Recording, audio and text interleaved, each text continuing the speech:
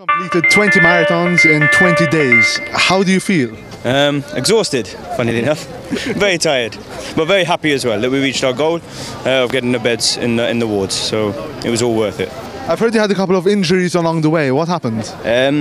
First, after the fourth day, I had a swollen ankle, which then developed into tendonitis on one leg, and then developed tendonitis on the other leg.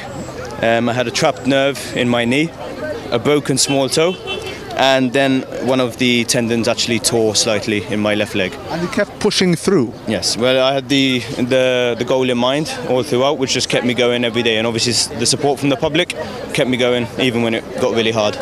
So what brought about the idea? I was just wanting to do something for charity, something local, had to involve kids in some way, and then I teamed up with Dr. Clown and we found out there was a need for these beds within the wards, so it kind of developed into me running 20 marathons for 20 hospital beds. And from what my understanding, you also were in the army for around 12 years or so? I was in the British Army for 12 years as well, so I did all my deployments in Iraq and Kosovo and so on and so forth. So that's basically part of your training, I'm assuming? The discipline helped me get through these days, you know, past military discipline did help me along the way as well. Would you plan on doing something like this again?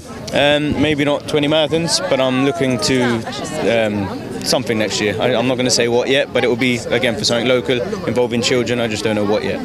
And my final question, from my understanding, someone mentioned this earlier, you had lost your sister, and perhaps was that one of the reasons that brought this about? It certainly was. I had spent a few nights on the hospital with her, sleeping on the chairs that were available, which do work, but when I had the chance to bring beds in, I could relate very well to the families that have to do it night after night still, and so, you know, with the idea of beds, it would just fit in, and it all kind of got together and made sense.